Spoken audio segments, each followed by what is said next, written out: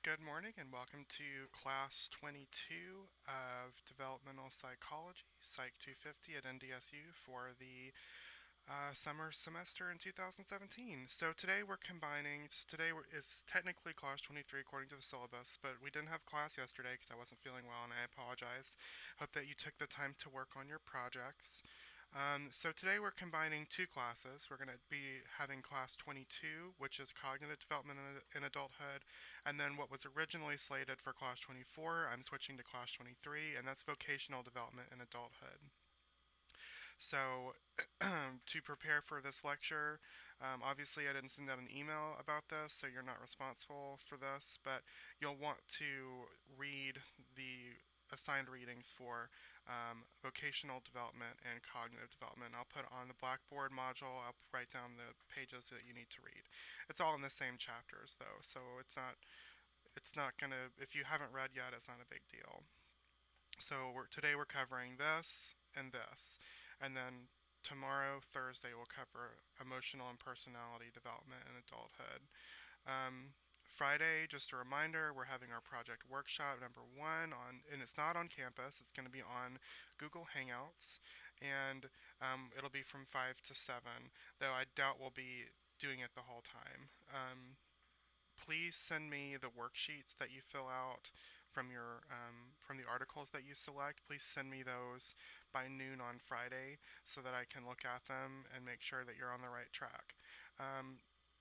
If for some reason you can't join us on Friday, that's fine. You'll just need to send me your worksheets, and then I'll look over them. And if I'm concerned at all, or if you are concerned or want to meet with me, we can schedule another time for us to talk about them.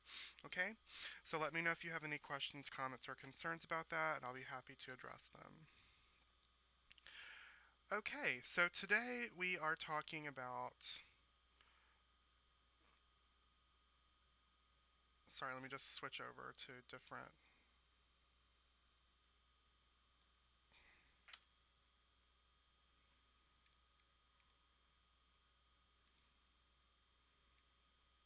Okay, there we go.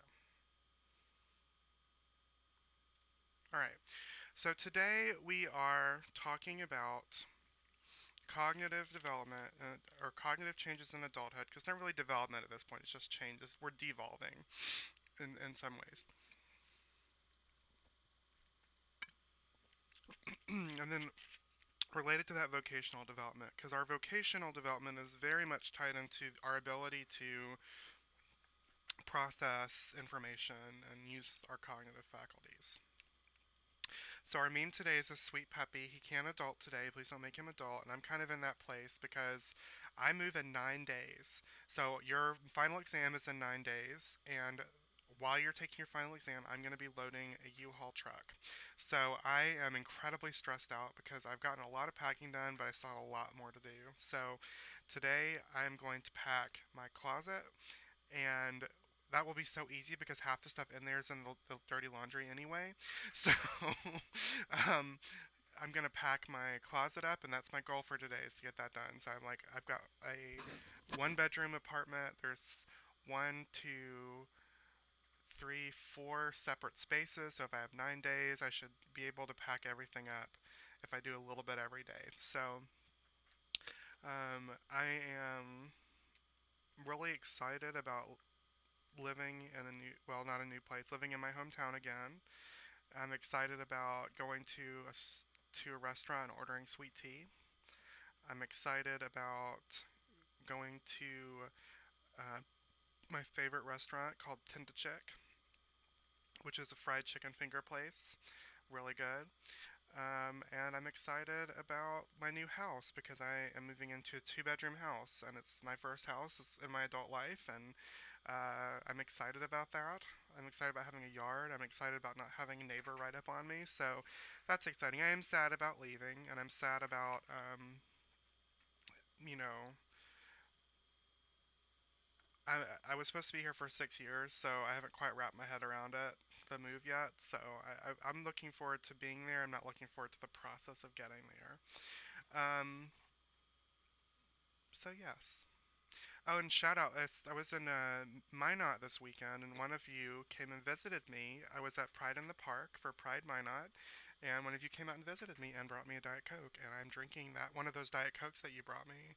I didn't end up drinking it on my trip home. It's been in my refrigerator. I forgot about it. Saw it this morning and was like, I've got a Diet Coke. So today's class is brought to you by one of your classmates.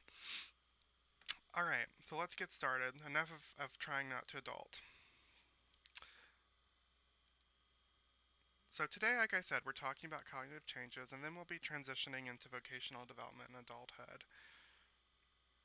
And the reason it's called cognitive changes rather than development is in adulthood where we don't really develop cognitively anymore. Our brain development stops about the age of 25. So, and I can attest personal experience. I just turned 25, and I can tell you that around the age of 24 and a half, I started thinking differently. I started seeing the world in a very different way. It was very weird. Like I used to be very like against the idea of having kids, and then suddenly I turned 25, and I'm like, I kind of want a kid. I think I could actually have a kid. Um, it's very weird, right? So our brain stops developing about the age of 25, which means all we experience from this point forward is either sort of our peak cognitive faculties or declines. So from this point forward, it's mostly changes that we're looking for. Vocational development, though, is a thing that happens because this is the time period in our life when we start to our vocation is our job, and it's comes from the Latin word vocare, which means to call. So it's what we're called to do. Um, so this is something that does develop. We take what we've learned as a child and an adolescent, and now we're applying that, using our cognitive skills that we have in our 20s and 30s and 40s to do the job that we're doing. And then part of vocational development is also developing into a retiree. So that some people see that as like, oh, you're going down, but retirement is also a vocation. It can be. If it depends on how you use it. I like to think people who are active at work in their when they're younger are active in their retirement, and people who are kind of just doing what they could to get by at work in their 20s and 30s were just kind of lay around in retirement. So I don't think I'm ever going to be the kind of person who doesn't do anything. I think that it's going to be hard to get me to retire because I like what I do. So I can kind of see like 80-year-old me. God, I hope I don't live that long. That seems like a long time. I can see 80-year-old me kind of still teaching one class a semester, and or maybe one class a year, and just kind of like coming into the office every couple of days, like, fooling around with some paper and stuff, and then going home. And I could see I know that I'll be charitable my entire life, and I'll be active in my church, and um, but that is something to look forward to, I guess. So we'll talk more about that in a minute when we get to vocational development. So in early adulthood, we still have a Piaget stage because Piaget said that all development stops at adolescence. And so he later revised it and said, okay, well, in early adulthood, we're in post formal thought. And he didn't really have a great explanation for what that was. Just like, well, you're not. It's just the unknown lands beyond thinking in a more formalized way or a more abstract way. Um, Perry came up with a different theory, and this what he calls epistemic cognition. So that you might recognize epista like the epist from epistle. So letters or reflections. Um, it's a Greek word for letters or reflections, and so um, epistemic cognition is individual reflections about how we arrive at facts and beliefs. In other words, he proposed that in early adulthood, our cognitions are a form of us thinking about how we arrive, how we come up with what we're thinking. We're not just mindlessly walking through life. We're actually trying to actively make sense of what we think about. Um, and within this, there are three different ways of thinking. The first is dualistic thinking, and that is dividing information along a binary line, so good versus bad. The problem with dualistic thinking, however, is that it doesn't necessarily represent the nature of things. Um, the world that we live in is not black and white. I hope that you figured that out as we've been talking about human development, is that what we've always been taught to believe is that there is like one way and there's a right way and a wrong way. There's a right way to think and a wrong way to think. There's a right way to be, there's a wrong way to be. But the reality is life is much more complicated. And um, we don't live in a dualistic state. And so the so he proposes that this first stage is dualistic thinking. The second level is relativistic thinking. And this is when we're aware of the gray areas and that they exist. We haven't accepted necessarily the gray areas, but we're at least aware that there's gray areas, that it's not just good or bad, black and white, man and woman, um, Democrat, Republican. Like there are gray areas, there are different ways to think. The last level, he said, was commitment within relativistic thinking. And this is the synthesization of perspective. In other words, we commit to we commit to our understanding of the gray areas, while still recognizing that there are other ways of thinking. So I think that I've reached this commitment. I have referenced some of my beliefs in the past in class. I mean, my personal life philosophy is very much one of Christian humanism. Um, Probably bordering a little bit on agnosticism in a way. I mean, I won't talk about my beliefs, religious beliefs, in a lot of detail, but I don't think that the way that I believe is particularly. Um, it's not really a traditional Christianity. Um, Actually, I have cousins who are Jewish, and they said I think very much like a Reformed member of the Reformed Jewish faith, and so, which my cousin said makes sense since Jesus was a Jewish person. So, um, that's sort of where I come from. I come from a very progressive, humanistic, Judeo-Christian perspective. That's kind of where I am in my belief system, and I've committed to that. That's the system that works best for me. But I also recognize that for some people that isn't the best way for them to derive some kind of meaning from life or to understand the world that we live in. So I'm still aware that there's other perspective, but I've synthesized my own perspectives, and I'm not thinking that it's right versus wrong. I'm just this is what I believe, and so that's commitment within relativistic thinking. An alternate theory is from La Vif, who said that there are two components to cognition in early adulthood. The first is pragmatic thought. And what that means is that we use logic to solve real world problems. And already this morning in this class, I've used pragmatic thought. I was talking about my real world problem is that I need to pack up my apartment, my 498 square foot apartment. I don't want to. I have low motivation. I'm overwhelmed by it. That's the problem. But I've already come up with a logical solution to that, which is I have 9 days and there are at least, I think, 5 spaces in the apartment that need to be packed up. And so if I do one space a day, then I'll have plenty of time. And so that is a way that I've thought I use my cognition as an early adult to solve a problem that's been giving me a lot of grief. The second part of cognition, oh my gosh, sorry. I have really fine hair, and if you don't get it like brushed exactly right, it like a little tiny wisp of it's almost invisible, just tickles you, and it's really irritating. Okay. Um, the other part of cognitive thought in early adulthood is that of cognitive affective complexity. And this is the awareness of conflicting positive and negative feelings and the ability to organize them. In other words, we no longer think in this very dualistic emotional way where, oh, I'm not sad, so I must be happy. I'm not angry, so I must be calm.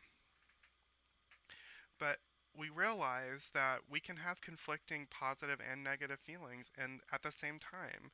For example, you can be in love with someone and love them very much, but also hate the way that they treat you. Or you can be very happy that you're have your dream job, but also very overwhelmed and sad by the lack of free time that you have. And so, in other words, we're able to think more complexly about the way that we feel. And we're able to discern and organize and determine what our composite emotion is. In other words, that just because I'm conflicted in whether or not I'm happy or sad doesn't mean that you know, doesn't mean that one is not more dominant than the other. Now, by middle adulthood, we start to see a lot of changes. And the first major change we see is a decline in fluid intelligence. And fluid intelligence, if you remember, is information processing and analyzation. In other words, it's our way of like grabbing. I think I used the metaphor earlier in the class of standing by the side of a creek and like grabbing fish out of it. That's what fluid intelligence is. It's the ability, the how speed at which we process information, and we are able to analyze it or determine what it is. But while we see those declines in fluid intelligence, we see increases in crystallized intelligence, and that is our accumulated knowledge. So it's like the basket by the side of the river where we put all the fish we've caught. Now this makes sense. As we get older, and things start slowing down, we're probably not processing things at the same speed. But by middle adulthood, we've lived 60 years. And so we've accumulated all this knowledge. So we're going to see, it makes sense, right, that we're seeing this increase in crystallized intelligence. So why do we see declines in fluid intelligence? Well, it's because the processing speeds that we have slow down. And there are two different viewpoints, or two different theories as to why this happens. The first is the neural network view, and that viewpoint proposes that neurons, so those different things in our brain, the things that make up our brain that transfer information through neurotransmitters, neurons start to die, and it leads to neural networks breaking apart. And then synaptic bypasses occur and they're less efficient. And this is a wonderful time of year to use this metaphor. So I live off of Broadway in Fargo. And right now, at about 16th Street, I think, Broadway is closed. So you've got this road, and it's going dun dun dun dun, and then it's closed, right? It's closed for construction, and so they have a detour, and so the detour takes you 3 blocks over, all the way up to 19th, because the road is closed from 16th to 19th. Okay, and there's 19th. So I live here, down here somewhere. So if I want to go to my church, for example, the reason this is a great example for me to use is it's one that I've been dealing with ever since construction started this summer. So if I want to go to my church, which is up here, the quickest way is to go up Broadway. It takes about 7 minutes to get there if I do Broadway. But because of this detour, it now takes me 15 minutes to get to church because there's a lot more stops on this road. The speed limit's slower, and it's not as direct. I have to drive further down and then drive up. So it takes me about twice as long. And so that's what the neural network view proposes. It says, okay, there used to be this connection right here. And because of that connection, it was quicker and easier to get to where I needed to go. But now that connection is severed because it's dead. So now I'm having to reroute through other neurons to get to where I need to go. And so it slows down. So that's one view. The other is the information loss view, and I think this one is really sad. And this view states that older adults experience greater loss of information. In other words, we start to see information that we once had disappearing, and because we don't have it, it takes us longer to make those connections. I think that one's really depressing. I mean, I think they're both depressing, but this one is really depressing. It's kind of like an Inside Out. Those memories are getting vacuumed up and thrown into that little pit. That's sort of what the information loss view states.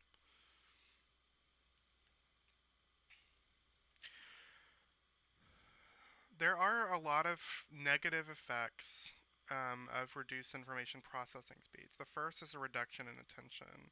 And this is very true. If you ever hang out with older people, you'll see this. Sometimes they have trouble paying attention to what you're saying. And that's because if we're talking really fast and they're not able to process it as quickly, they just kind of shut down. So next time you talk to someone in middle adulthood, and remember, middle adulthood is like uh, 40 to 65. And so, obviously, this isn't going to happen right away. It's going to happen gradually over the course. It's not like you turn 40 and then suddenly you have like no fluid intelligence and a lot better crystallized intelligence. But if you have a parent who's like in their 50s, like my dad is, you can kind of tell they're not as quick as they used to be.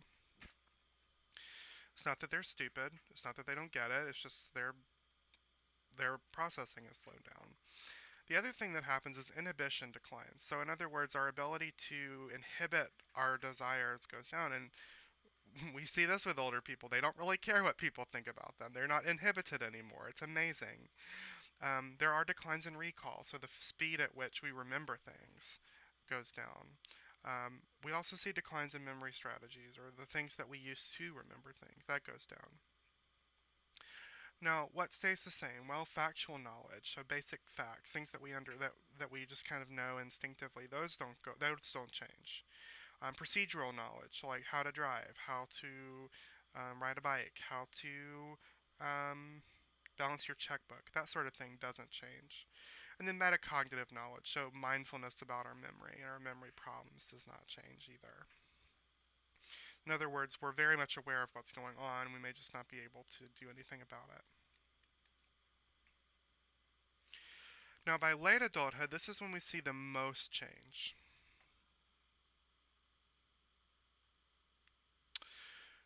In late adulthood, we start to see something called selective optimization with compensation. In other words, when you turn 65 and from your 60s, 70s, and 80s, and 90s, and maybe even hundreds, you don't have as much physical energy or mental resources because it takes a lot longer for you to process things and your body is just worn out. And so what you end up doing is you choose to become really optimal or good at what increases your sense of self-efficacy, or in other words, compensates you for the expension of energy. So, for example, this is why we see older people sometimes, like they used to be really active. They used to do all these different things in their community, and suddenly they start to say, I'm really tired, and I think this time to pass the reins on to somebody else. And so they start letting go of things that they used to do, but they still do some things. And they do it with as much energy as they used to. And you're like, well, if you're able to do that, why can't you do everything else? It's because they're selectively optimizing. They're picking activities which make them feel good about themselves. A lot of times, older adults will optimize their time with their grandkids. They don't have a lot of energy, so they're going to spend it on their grandkids. In late adulthood, information is taken in and stored more slowly. And working memory retention and inhibition are even more reduced. So it takes a lot longer to think about things and to remember things. So if you ever get frustrated at grandma because she can't teach her how to use email, just remember it's taking a lot more energy for her to take that information in and to store it. So you have to just do it over and over again until they figure it out. Remember, you used to not be able to use a spoon or go to the bathroom by yourself, so don't judge grandma. Um, We also start to see what's called a reminiscence bump. And this is heightened autobiographical memory of ages 10 to 30. And so you'll start to see, and we'll talk about this with social development, you'll see older people talk a lot about when they were a little girl or when they were a young woman or when they were first married and had kids. And that's because they have these memories, these really heightened memories of themselves between those ages. towards the end of a person's life, we start to see the biggest cognitive decline, and this is called terminal decline. And this is an accelerated deterioration of cognitive ability that occurs prior to death. It could be a period of weeks, it could be a period of months, it could be a year. But what you see is just the ability to think and to process information just starts to go way down, and they're just kind of like they're no longer really registering in a you would know it when you see it. Like they're just acting really off, and they just can't really, they don't make sense, and they're not really able to process things that you tell them. You know, they just kind of sit there and smile, and they're really sweet, but they don't really make sense. I remember when my great grandmother, who my Corbett is her last was her last name.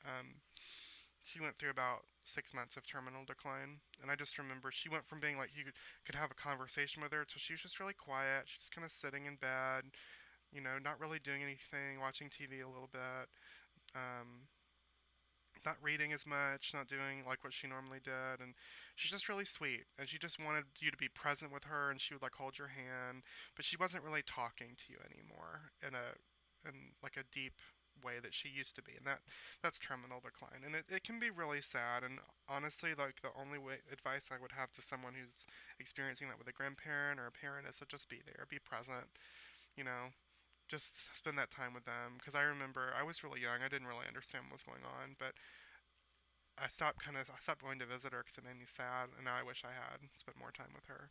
So it, we'll talk about death and dying. It's our last class, and it can be really hard. And the reality is that this is what's supposed to happen. We're not supposed to live forever. Um, we're supposed to make the most of the time we have, and it's just natural that this happens. I mean, imagine living forever. You know how frustrating life is already. Like, imagine not having an endpoint. I mean, it just wouldn't work. This is supposed to happen. So it can be really sad, but we just have to remember this is supposed to happen. In late adulthood, we also start to see some really tragic cognitive changes, and these are disease-related memory declines. So this doesn't happen to everyone, but it does happen to a large percentage of the population. Um, the specific category of mental decline or memory declines that we see based on age are dementias. Dementias are disorders of age-related memory, thought, and behavioral decline.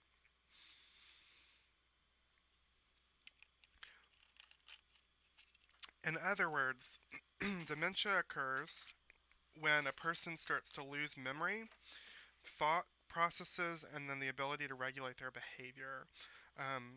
And it has to be due to some kind of disease, like physical structural change. And essentially, what happens is you have a brain, and it starts to deteriorate, and so it goes from well, I'll look up a picture and show you. It's really sad, actually.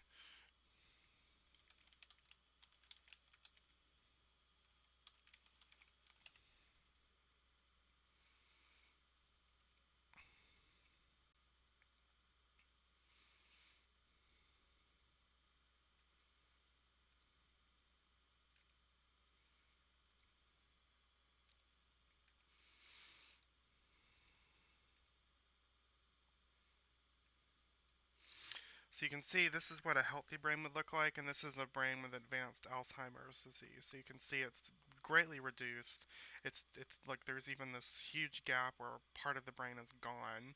Um, Unfortunately, this is what it looks like, and this is what happens. And Alzheimer's is probably the most common form of dementia, and it has structural and chemical deterioration. So we see the physical structures falling apart. We also see the neurotransmitters and the hormones in the brain are not where they should be.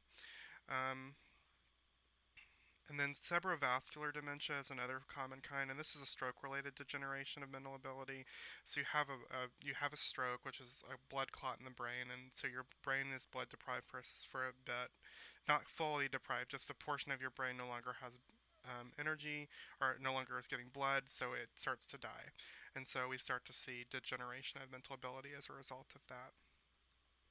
My only surviving great grandparent, my father's maternal grandmother, has dementia. She lives in a nursing home in Alabama, and it's been hard to watch. I mean, I remember she was one of my favorite people. She and my mother's maternal grandmother were probably my two favorite older people when I was little because they were just so sweet and so full of energy and so bubbly. And my grandmother Corbett Adams had a stroke, and that was kind of what led to her decline. She was also 97, so it was like she lived a good life. Um, my grandmother Covan, though,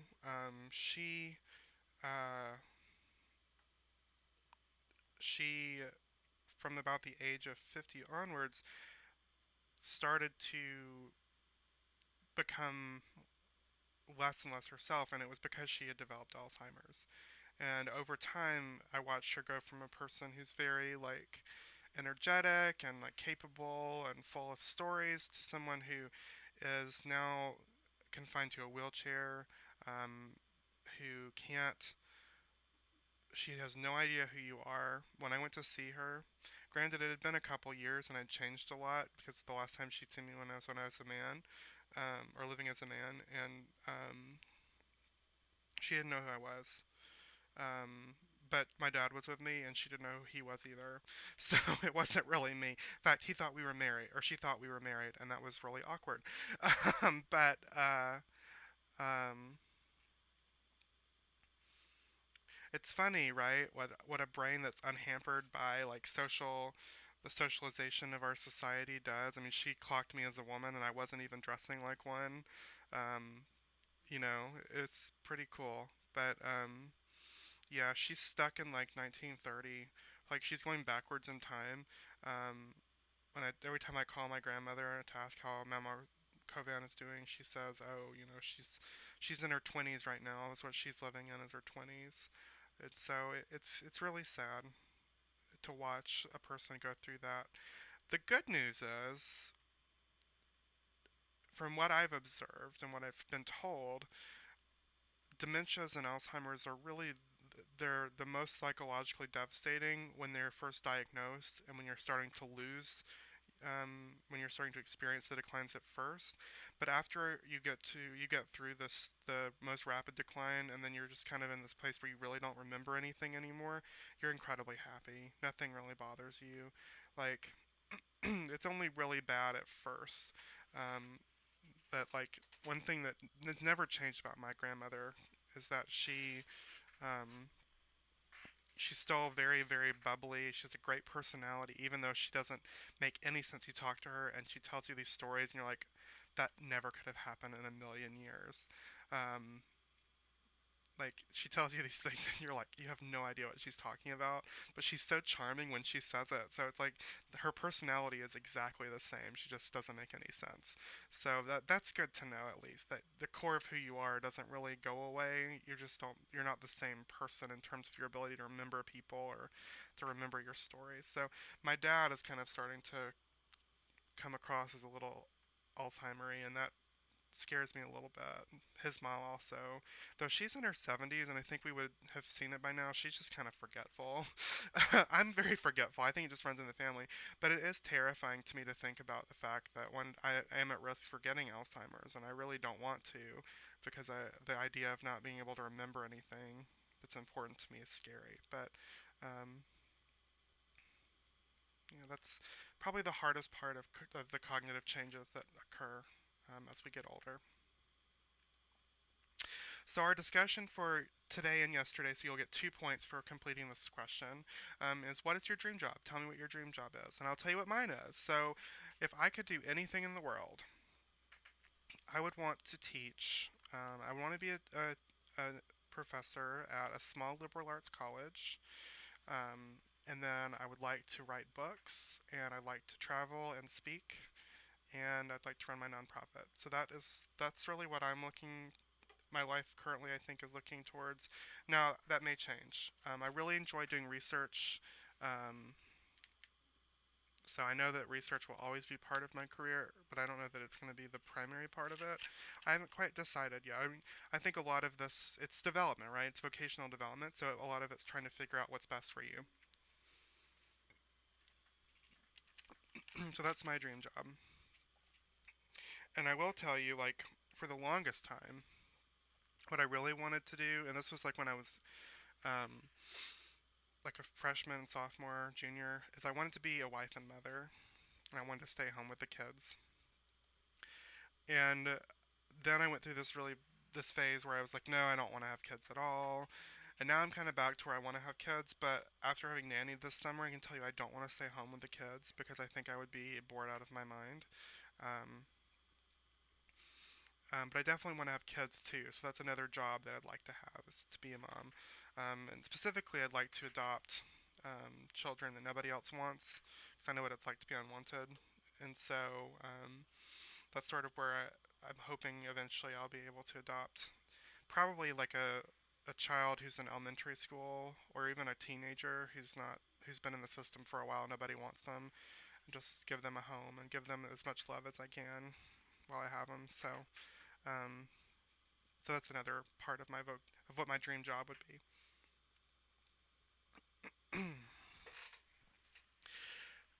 So in adulthood, we see really different themes that emerge in terms of our vocational development. And the theme for early adulthood is acquiring expertise. So expertise is extensive knowledge in a field or endeavor, and it takes about 10 years to become an expert. So I've been in school for 7 years now, so I'm not yet an expert. I'm 3 years shy of being an expert. Um, Now, in order to become an expert or to have expertise, attending college really can improve your ability to reach the optimal level of your expertise. Attending college improves reasoning and critical thinking and openness to others. So, good job, everyone, for being in college. You're improving your reasoning, critical thinking, and openness to others. However, a serious issue that occurs in terms of vocational development in early adulthood is that nearly half of college students drop out because of the difficult transition. It is hard transitioning from high school to college because you go from being micromanaged the entire time you're there. I mean, you literally can't even use the bathroom without asking permission. I mean, that's so stupid. I think it's ridiculous. Um, to being basically self-employed, where no one expects you to go to class, or well, they expect you to. Nobody's there to tell you to go to class. Nobody's there to tell you to do your homework. You kind of have to do it on your own. And so that can be really hard and frustrating for people. And they get overwhelmed and they get behind and they drop out. Um, and one of the best ways to avoid difficulties of transition is to meet with professors and advisors and to seek help when you need it. Now, part of the reason students don't do this is because they feel teachers are unapproachable, and that is very true. We've created this sort of stupid barrier between teachers and students where you can't really be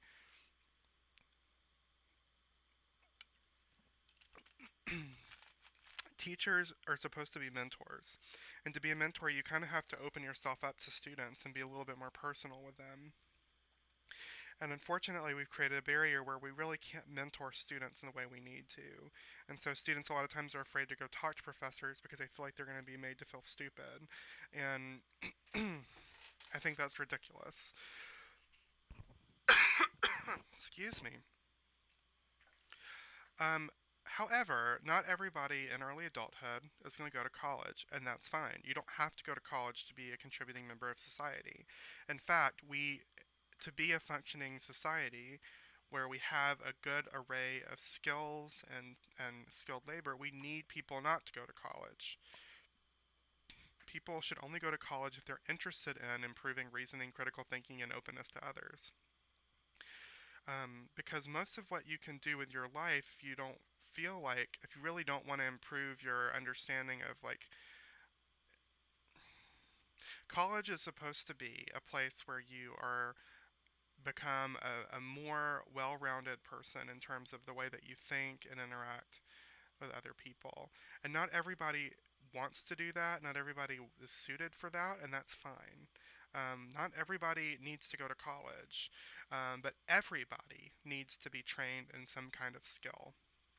And so, one of the best options for non college bound adults, people who are not interested in higher education and or a degree that requires them to do a lot more deep thinking and a lot of research, not not a degree that requires them to be smarter, just a degree that requires more intellectual pursuit. Intellectual is not the same thing as smart, it just means the type of activity that you're engaging in. Is based on deep thinking, philosophy, art, etc. People who don't want that, there's nothing. They're not less smart. They're not. There's nothing wrong with them. Can really be improved by going to vocational or technical school, because this provides you with skilled training so that you can do more skilled work. I have 7 years of education. I have 3 degrees, and I make less money a year than an electrician does. Because our skills are different, and an electrician is a skill that is highly specialized, whereas teaching, while still highly specialized, is not. I'm not finished, right? I'm still in the process, so I'm not. I don't make as much. So there's nothing. The point of that, this is, there's nothing wrong with either of these options. Both of these options improve your vocational development. Not doing anything, not getting any kind of training or skill, that hurts your vocational development. It keeps it. You don't even develop. That's the thing. You just kind of you peak and you stay doing menial jobs. And so I really always encourage people, if you don't like college, if it's not working for you, then figure out what you can do with a technical degree, because it takes 2 years to complete. You get very basic general education, so like basic writing skills, basic comprehension, basic social sciences, but you're not like having to take classes that don't apply to you and apply to what you want to do with your life. You're not interested in a broad view of the world. You just want to be able to communicate and work in the world in which you live, and that's fine.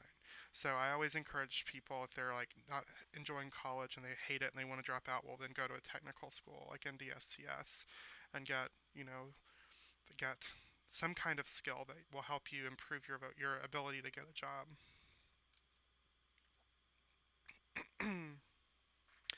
In early adulthood, we go through several stages of vocational development. The first is the fantasy period, and this actually occurs in early and middle childhood. And um, and during the fantasy period, kids fantasize about different careers, and I'm sure we all did this. When I was a little kid, I wanted to be a police officer. And I pretended I was a police officer. And then for a while, I wanted to be a doctor, so I pretended to be a doctor. And I wanted to be a teacher, and I pretended to be a teacher. And also, surprisingly, I really idealized secretaries. I thought that being a secretary was the best job ever. And having been a secretary, I can tell you it really is, because you have a lot of control. You may not be the boss, but you control the boss's communications, the boss's schedule. You have so much control. And if you are a good secretary, your boss will give you so much power.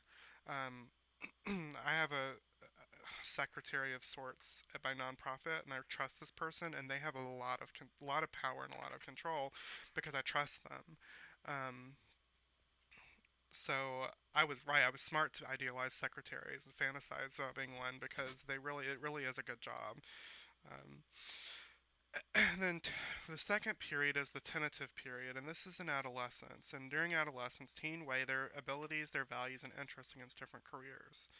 So in high school, as I started taking more advanced science classes, I realized that being a doctor, which is what I wanted to be at the time, was not the best job for me, because while I'm a scientist today, I don't I'm more of a social scientist. I don't really do well with like biology. That's not my strong suit.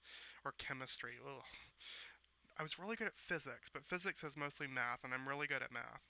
Um, I actually loved physics. I tutored a student in physics in high school because I had so much fun with it. And so I quickly learned that being a doctor wasn't what I wanted to be. And so I was like, well, I really like people. I really want to help people find peace. And so I was at a Christian high school, and so I was kind of pressured into going into ministry. And so that's what I started out as. And then over time realized what I was really passionate about wasn't ministry, it was helping people. And so I switched to psychology instead. And then we move into the realistic period. In late adolescence and early adulthood, people explore career opportunities and then crystallize their vocational choice and pursue the needed education and training. So you're all in this period right now, this realistic period where you have different opportunities, different learning opportunities, and different abilities to practice, do some practicum to figure out what you want to do. And once you've kind of figured it out, you start to crystallize your choice and then pursue the education that you need. So, for example, I took me 5 majors, 3 colleges, and 3 years to figure out who I wanted to be. And once I figured out I wanted to be a psychologist, then I sought out the experiences, the research assistantships that I needed, and the clinical training experiences that I could get as an undergrad, so that I could be a psychologist when I grew up. So I would have when I grew up, so I could have the training that I needed to pursue that vocation. There are a lot of different things that influence the choices that we make about what job we want to do. So, for example, our personality is probably the biggest influence. People who have an investigative personality, so they want to understand, um, tend to go into scientific occupations. People who have a very socially oriented personality tend to go into human service occupations.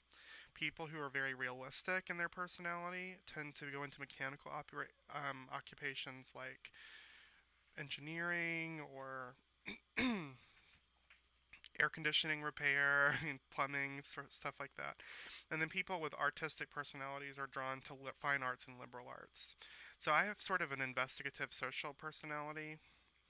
Um, and honestly, all of our personalities have some degree of this. It's more of a continuum. So I'm probably heaviest on investigative and social and artistic. So obviously, I'm in a human service based scientific occupation that requires a high level of creativity. And I am realistic, but I do think I tend to be more artistic than realistic, so I'm really not. Mechanical occupations would not excite me, but I do enjoy things. I do enjoy like home do-it-yourself home projects and stuff like that, but it would not be an ideal job for me. I would get bored. Family influences are also big. My grandfather is an engineer, and he tries to convince everyone to be an engineer. When asked why he wants us to be an engineer, he always says because you make good money. And it's like, for me, I'm like, he's very realistic. We need money to survive. Engineering is a great way to earn money. I am not. I'm not realistic in that way. I'm like, while I would be a good engineer, I would be bored stiff. So, no, I don't want to be an engineer. Literally 3 weeks before graduation, he told me it wasn't too late for me to switch my major to engineering and just go to school for a little bit longer. And I was like, Papa, I do not want to be an engineer. He's like, but you'd be a great engineer. I'm like, of course I would. I'd be great at anything that I did because I'm a very capable person, but I don't want to be an engineer. I want to be a psychologist. And I'm also a very good psychologist, so leave me alone.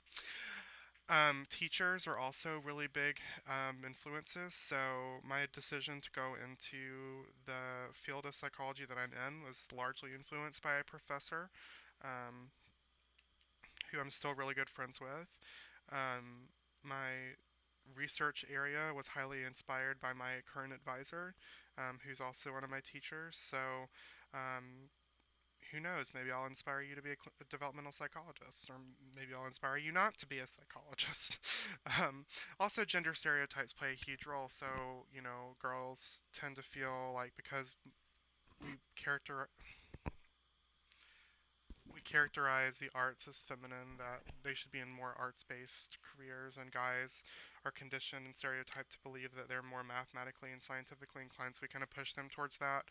Um, and it's so harmful to a person's vocational development sometimes because um, I have knew several people in undergrad who came to school and they were going to be engineers, and they took engineering classes and they hated it, and it's because they were more artistic, and they ended up switching to art or theater. So gender stereotypes can be a really harmful influence on our vocational choice.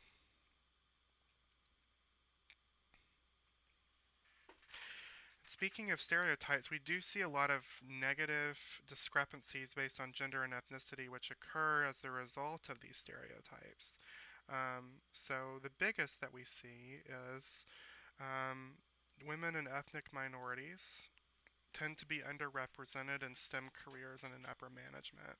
And so if you look here, engineers, um, very small representation percentage-wise. A little bit more for lawyers has increased 100% in the last 20 or so years. But business executive, we've barely seen any change. Author and artist, we've barely seen any change. Social worker, we have seen a huge uptick. Elementary education, we actually have seen down because more guys are teaching now, which I think is amazing. The same here.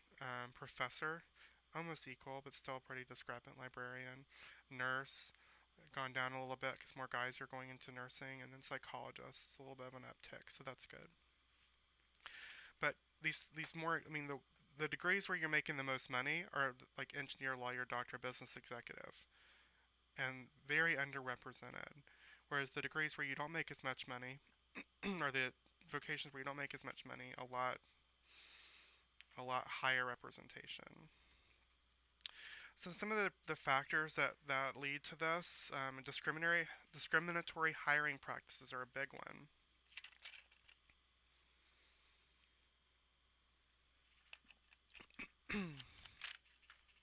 um, we found social psychologists have found doing studies that if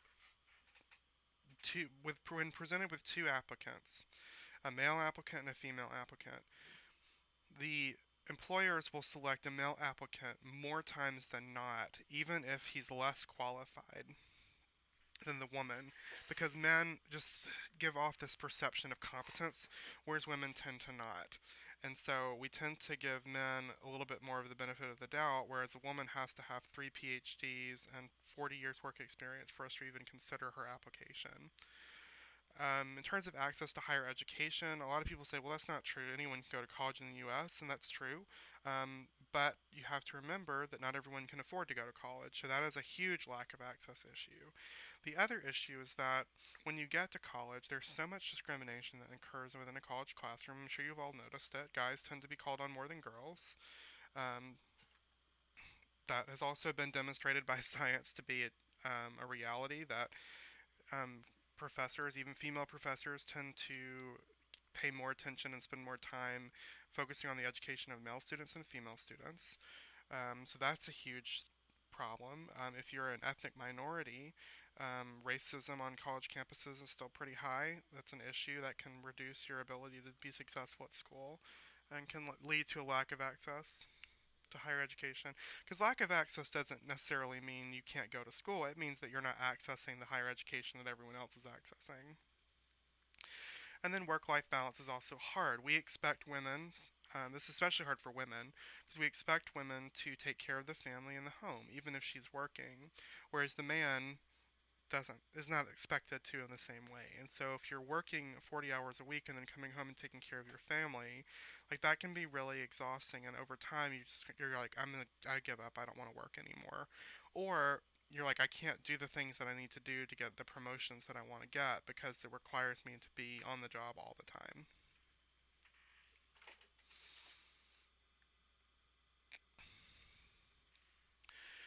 In terms of other factors, we found that employers are less likely to hire outside of their in group. So white employers tend to hire white people, men tend to hire men.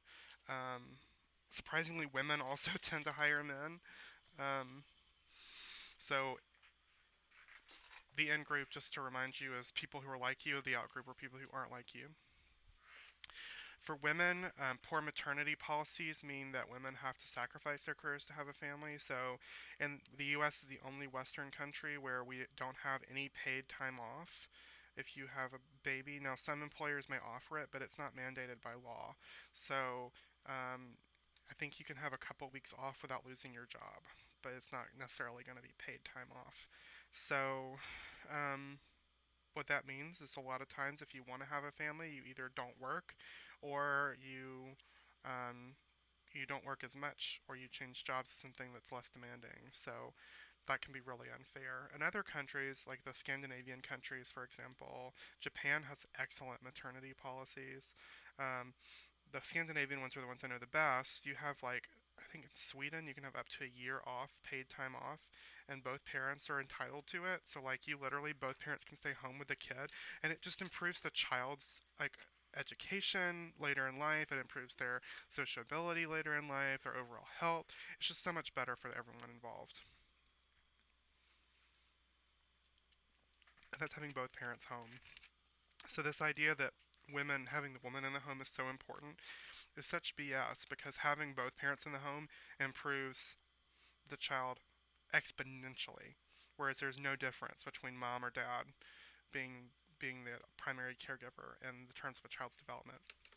Something about having both parents present really is helpful. Sexual harassment also makes women less likely to perceive promotions or be perceived as competent at work, and also to have negative feelings about their jobs. Sexual harassment happens a lot in the workplace, and a lot of it's very subtle, but it does happen. It happens every day. As we move into middle adulthood, um, a lot of times we see people say, well, as people get older, we have this stereotype where when people get older, like they're not as competent, they don't need as much to do. And so we subconsciously start to write off people who are older. The reality is that adults benefit from challenging work well into their 60s. Having challenging work makes it helps with these changing cognitive abilities. It helps to reduce them. It makes it really good for them to have all of these challenges. Um, However, changing demographics at work, so people getting younger, you're getting older, new technology, or not people getting younger, younger people coming in onto these new entry level positions, and then starting to rise the corporate ladder, and you're sort of stuck where you are. That can be really distressing. New technology and new information in your field can be stressors for middle-aged workers. It can be very stressful to be a middle-aged worker. You're very vulnerable. Nobody wants to hire a middle-aged person. At least that's the stereotype, and it unfortunately is pretty accurate. Um, and so, a lot of middle aged people, to deal with what they feel is sort of a stagnation, is to return to school for a higher degree or start school for the first time. Um, so, that is something we see a lot. A lot of middle aged people coming back to school, and they're either finishing or they're getting a master's degree or a PhD. My mom is thinking about going back to school to get her PhD. She's middle aged. Yeah, she is middle aged. So that can be challenging, right? Because schools are designed largely for younger students, and so it can be challenging. Um, and so, in order for a middle adult to be successful in their academic development, is one, they need social support from their friends at school and their friends in the community and from their teachers, and then they need family support. The good thing about older students, I actually love older students. Some of my favorite students have been the older ones who've come back to school because unlike the younger students, which there's nothing wrong with younger students, but the thing about older students is that they tend to have a better grasp on their goals. Like they know exactly what they want to do. They've already lived like half of their life, so nothing is really when you're really young, everything is so new and exciting to you that sometimes you're just like overwhelmed with options. It's like going to a buffet for the first time and you're like, it's like I can have steak and fried chicken, like, and mashed potatoes and a baked potato and all the vegetables and all the desserts. Like there's so many options that you overload your plate and then you're just like, I feel awful. I've glutted myself. You can tell I don't do well on a buffet. Whereas when you're older, you know what you want. You go in, you go to the buffet, and you're like, oh, you know what? I would like a salad, and I would like a steak with a baked potato, and maybe some broccoli. and maybe a slice of pie for dessert, and that's good. That's all I want. And so you know exactly what you want to get. And that is so fun because you have students who are very focused and who are willing to do the work to get to where they want to go. That's the other thing. Usually with my older students, I have no problems with them getting the work done and turning it in. It's usually the younger students that have trouble getting it done. The problem with older students, though, is they often need more help in choosing the right path in which to go. So they may not know like what they need to specifically do in order to reach their goals. They have a specific goal, but they don't necessarily know the path. Whereas younger students don't really have a goal and they really don't know the path that they want to go on, but it's a little bit easier for them to choose the right path because a lot of times to get our goals, we have to reach our goals, especially vocationally speaking, we kind of have to give up a little bit of control, and that can be harder for older people to do. When you've been the boss of your own life for 40 years, and suddenly, or 20 years, I guess, and then suddenly this 25-year-old graduate instructor named Darcy is telling you you have to like give up your weekend to write this stupid paper, and you're like, oh, I don't really want to do that, or um, it maybe doesn't make sense. Some of the stuff we do doesn't always make sense, and so that can be kind of hard sometimes for older students.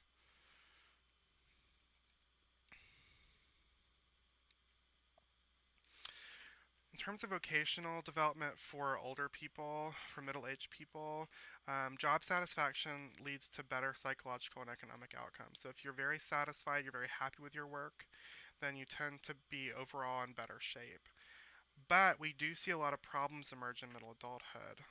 The first is burnout, and this is mental exhaustion, loss of personal control, and reduced feelings of accomplishment due to long term job stress. So basically, what happens when you burn out is you care a great deal about what you're doing, you throw in your heart and soul into it, you're just so busy, you're volunteering for everything, and then one day you wake up and you're like, I really don't care anymore. Like, I really, literally wish that that place would burn to the ground. I really just can't. I can't do it. And you're physically okay. Like, you're not tired physically, but you just cannot bring yourself to do anything. You can't bring yourself to go to work. You don't want to do it. We all have this. This happens at every age. It happens to people who go, go, go, go, and don't stop. So burnout can be a big problem in middle adulthood because a lot of times we spend our 20s, 30s, and then 40s just pushing ourselves to do well at work, and then suddenly we burn out in our, 50s. The glass ceiling is another problem. This is an invisible barrier that often prevents women and ethnic minorities from advancing beyond mid-level jobs. So, um, it's called a glass ceiling because you're climbing this ladder and then suddenly you get to a place where you can't go any higher, but you can see it. It's there. And if you want proof that this exists, just look at your college website and look at how many women or ethnic minorities have the title senior vice president or vice president or even president. You'll see a lot of women in positions called assistant vice president, but assistant vice president is just a fancy title for director. Um, you're not really you're not considered a you're not really a vice president if you're an assistant vice president. You're just a director, and so that you'll see that. Just look at the website. Look at the website of major corporations and see how many women and ethnic minorities have job titles like vice president or senior vice president or executive vice president. Um, those are or anyone on the C-suite, so CEO, COO, CFO, CDO, like anybody with a C in front of their title. There's not very many women, only about 5%, I think. So, and I don't know the statistics for ethnic minorities, but I would imagine it's worse. Um, Unemployment. So this is another big issue. Middle-aged employees face job instability. You get older, people start to perceive you as incompetent, and then you're not um, necessarily given the same leeway that younger people are. And so, also when it comes to layoffs, if you've been working for a company longer, you tend to be the first people on the list for layoffs. So, NDSU recently had to do a huge budget cut, and a lot of people lost their jobs. And the people who lost their jobs were older employees. They didn't necessarily weren't fired; they were just given a payout. So they were essentially given a year's salary to leave. And it's because they've been working longer, and so they cost more. I mean, the reality is that you pay older employees more because they've been with you longer. So they're usually the first to go. And the problem is it's hard for you to get a new job when you're older, um, because employers are looking to invest in an employee. When you're hiring someone, you want to hire someone who will be with you for at least 20 years. And so, because you're investing in them, you're teaching them the trade in which you're hiring them for, and you don't want somebody who's not going to be with you for the long haul. And so older employees, so if like you're 50, well, most people retire in their 60s or 70s. You're only looking at about 10 years out of someone, and they probably don't have like their knowledge is probably not as good. Like they don't have, especially in highly specialized fields like engineering, where the new advances in technology and understanding have improved the things that engineers do. If you hire an engineer who's like in their 50s, you're getting their experience, their practical experience, but you may not be getting cutting edge knowledge that's straight off of the college cutting room floor.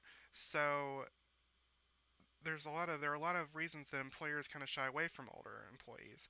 The only time that older employees can get a good, if not a comparable, if not better job to what they currently have is if they're recruited by another company. They're really good at what they do and they're recruited to join somebody else's company.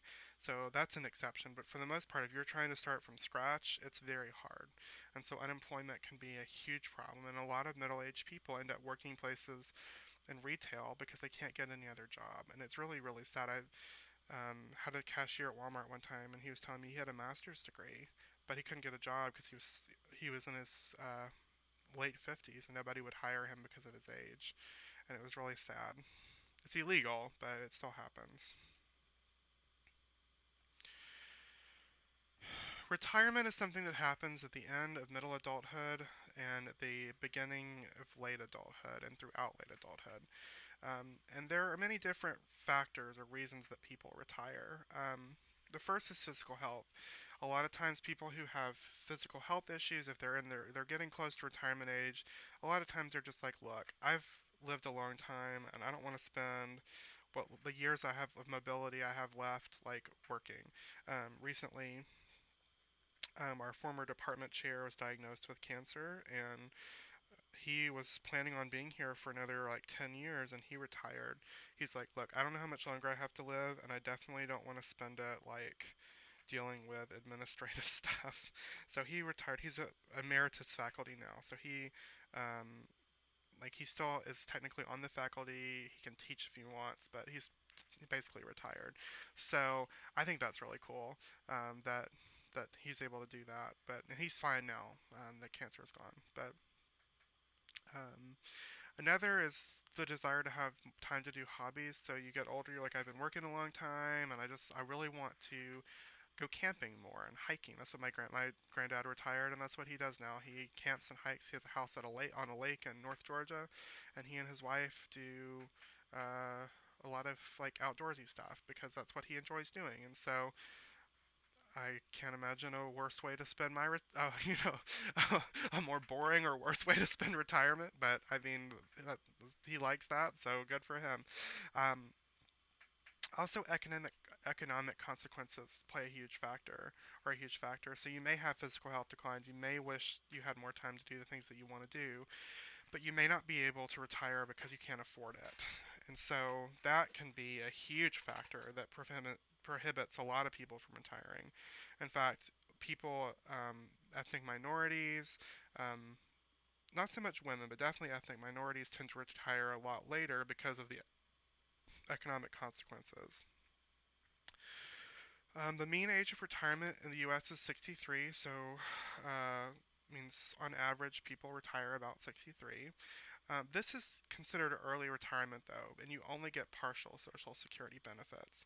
In order to get your full benefit from Social Security, you have to um, you have to be the age of 65 to 75 in order to qualify for the full benefits of Social Security.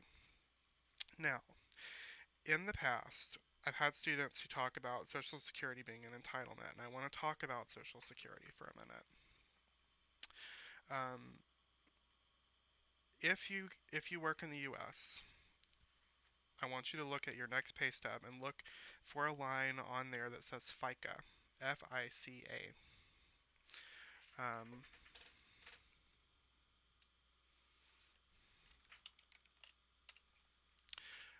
let's see if I can find a picture of what it would look like on a pay stub.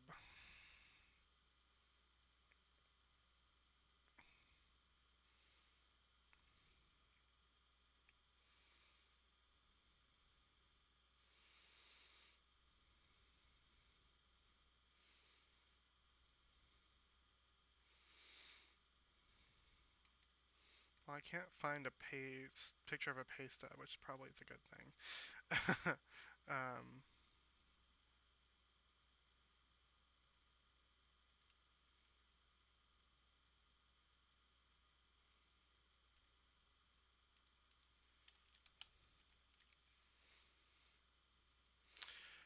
FICA stands for the Federal Insurance Contributions Act, and it's a tax that every working American has to pay. And this is your contribution, however often you're paid, your contribution to your Social Security fund. And so what Social Security is actually the largest pension plan in the world. Every every every laborer, every worker in the US pays into it. And you don't get that money back for your with your tax return. You only get your income tax back. FICA tax is something that everybody has to pay, and you never get it back until you retire.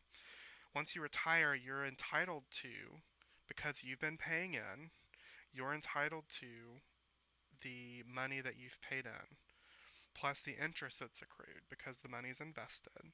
And actually, Social Security is fully self-funded. The government does not pay into it. Your income tax doesn't go into it. You contribute, and your employer contributes half of it.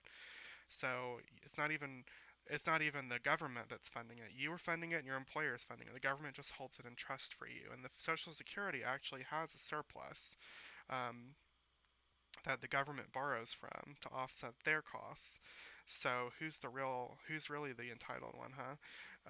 So everybody in the country has a retirement fund that is provided by the government, or provided by in the sense that they're holding the money for us. Where it's provided by us paying into it. Um, the problem though is that it's not enough to to exist. It's enough to keep you from starving, but it's not enough money to live a comfortable life. And so if you're a worker and you don't have a pension or retirement fund, you're not going to do well if all you have is Social Security and Medicare, which is insurance that you get when you're on Social Security. And so a lot of older adults who only have Social Security to rely on really live a horrible poverty filled life as older adults because they're not making the same amount of money that they used to make. So you're really fortunate if you have a 401k or a Roth IRA, and you've been able to save up money for your retirement, and then you also get Social Security every month, so you can kind of combine both of those. But if you're unlucky, then you are just on Social Security, and it can be really economically devastating. So if anybody talks about how, well, your Social Security won't be there, it's because the government's going to spend all the money, not because there ain't no money in there, because they're going to spend it. Because everybody's putting in money, and you know what? Not everybody ends up using their Social Security. If you die, that money's the government. That money just stays in the pot. Your heirs don't get your Social Security money that you paid in, unless you're married to someone. Then the spouse can draw the Social Security benefits until they die. But then when the spouse dies, it's gone. Their new spouse, if they remarry, doesn't get it. The children don't get it. Whatever is not claimed by the recipient stays in the pot. So think about all these people who die before they reach the age of 63 who've been paying into Social Security, and that money just stays in the pot for everybody else. I mean, that's what a pension plan is. So there you go. That's Social Security. Vocations in late adulthood. So retirement sort of is a stage that happens in the middle of middle adulthood to the all throughout late adulthood.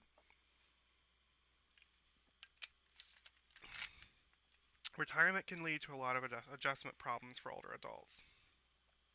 It's hard adjusting from getting up every day and going to work. It's hard adjusting from feeling like you're needed and competent to, oh, I have nothing to do and nowhere to go and nobody respects me or listens to me anymore. And so most older adults, to cope with this, to make this adjustment post-retirement, engage in hobbies or volunteering or spending time with their family so that they at least have something to do. Volunteering is an excellent way for older adults to still have a job without having to have a job. So like I have my step-grandmother, my mother's father's wife, retired, and she volunteered. She was an accountant, and she volunteered as the accountant for a nonprofit that couldn't afford one. And so she still had a job. She worked like 3 days a week, if like it just kind of depended on when they really needed help. She worked for like 2 or 3 hours a day. It was like she had a job, she had somewhere to go, she had people to interact with, but at the end of the day, she didn't get paid to do it. And because she was a volunteer, she could kind of come and go as she pleased. And so she really enjoyed that. I could see myself doing that. Some older people like to do hobbies. Maybe you like to build birdhouses or garden, or this is something my maternal grandfather did. And the reason I use them as an example is they're the only grandparents I have that are retired. My dad's father still works. Well, he's semi-retired. He's retired, but he's a contractor for the Tennessee Valley Authority, which is an electricity um, uh, they make electricity. They produce it through hydroelectric or electricity, so like dams on rivers, specifically the Tennessee River and then some other rivers in Tennessee and Alabama and Mississippi, Kentucky. But he's an electrical engineer, so he contracts with them. So he works like 2 or 3 times a month, maybe a week at a time, doing some very basic contracting work. He makes more as a contractor than he did when he worked there per hour. So so he's semi-retired. He will never fully retire because he doesn't know how to relax. Um, Nor do I. So something we have in common. Um, but my mom's dad, they had a garden when they lived in Atlanta, and they actually went to a farmer's market and sold produce. So, they were still doing something productive, but they enjoyed doing it, and then spending time with family. That is one thing. Like when my mom's dad became retired, he spent a lot more time with us. When my dad's dad, retired, there was a period when he wasn't contracting, and so he was spending a lot more time with his grandkids. He still spends a lot of time with his grandkids. He doesn't spend as much time with us, but he spends a lot of time with my cousins because they live in the same town. Another thing that older adults can do in terms of vocation is lifelong learning. And um, lifelong learning is usually sponsored through colleges or local schools or community centers, and they just provide these classes taught by you know they're usually master classes, so they're taught by people who either have a degree in something or are expert in something. It's not for a degree. It's just so that you can keep learning, and you just go to classes and you learn stuff, and there aren't any tests, and it's all about just learning. It's not about trying to get anything out of it other than just the joy of learning. And so this can be really helpful for people in late adulthood. It enriches life through new skills and perspectives. It keeps the mind active and reduces physical declines, and it improves mental health through social connectedness. So that's a really great way for people in late adulthood to kind of cope with not being as busy as they used to be. So see, even in late adulthood, we still have a vocation. We're still called to do something. So it's not like our workability goes away. We just change. We grow into something different. All right, for tomorrow, read pages 463 to 472, 531 to 543, and 603 to 620. Think about this question: what gives life meaning as we age? Remember, you need to start. You need to be. If you haven't started, you need to start today. Reading and filling out the worksheets for the project. Remember, you have to select two articles from the two different parts, and then fill out a worksheet for each one. That is due Friday at noon. So that's why you need to start today if you haven't started already. Remember to send me your worksheets, and I will see you tomorrow. Let me know if you have any questions, comments, or concerns at darcy.corbetthall, CORBITTHALL, at ndsu.edu. See you tomorrow.